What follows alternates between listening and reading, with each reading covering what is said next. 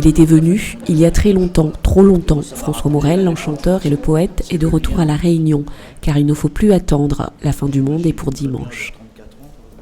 On peut se dire, la fin du monde est pour dimanche. Donc on se dit, si la fin du monde est pour dimanche, on dirait que l'enfance, c'est le lundi.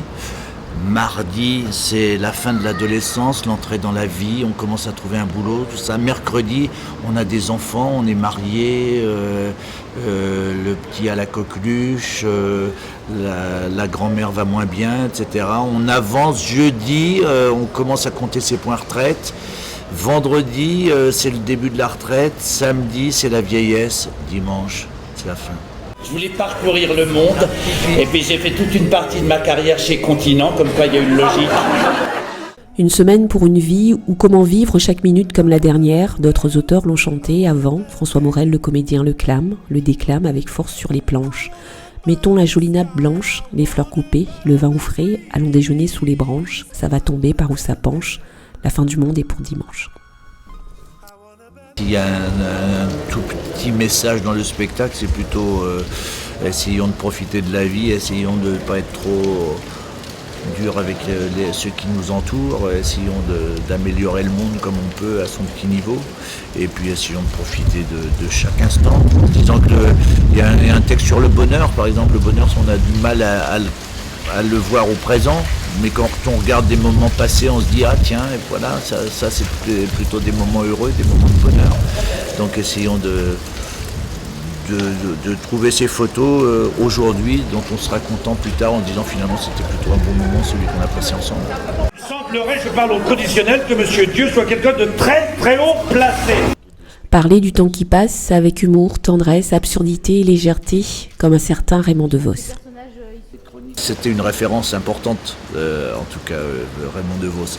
Et justement, je trouve que des fois, aujourd'hui, on ne voit de lui que le type qui faisait des jeux de mots à longueur de temps, alors que ce qui était magnifique, c'était surtout de le voir sur scène et de voir son engagement qu'il avait sur scène, parce que c'était un musicien, il faisait la descente du Lem à un moment donné en accrochant ses bretelles au bas de son pantalon, et c'était absolument poétique, magnifique, c'était vraiment un grand clown et un grand homme de scène.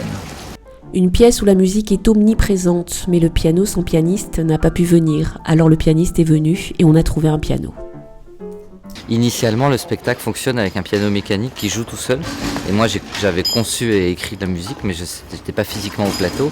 Et pour venir ici, il s'est avéré que c'était beaucoup trop compliqué, et long, onéreux d'emmener ce fameux piano qui marche tout seul, qui est une pièce unique, on va dire. Et donc du coup, la solution la plus simple, c'était que je rejoue ma propre musique en étant physiquement au plateau. Et je me suis pas fait prier pour dire oui, je vous avouerai, parce que j'aime beaucoup ce spectacle, c'est très agréable de le rejouer, et puis de venir ici, vous imaginez. L'inspiration, c'est le regard sur la vie, mais c'est aussi le regard du chroniqueur qui, tous les vendredis matins, parle au micro de France Inter. Et cette fois, la chronique se fera de La Réunion. Je la fais en direct de La Réunion. Et donc ce qui me permettra de me lever 2 heures plus tard, puisque là il y a 2 heures de décalage. Donc moi cette fois-là, exceptionnellement, je ferai ma chronique à 11h moins 5, heure locale. François Morel, révélé au monde avec Yolande Moreau dans Les Déchiens, ne veut surtout pas jouer les moralisateurs. Il traverse la vie avec des gens comme lui, comme nous. Alors si la fin du monde est pour dimanche, l'instant présent devient précieux et le regard des gens doit l'être tout autant.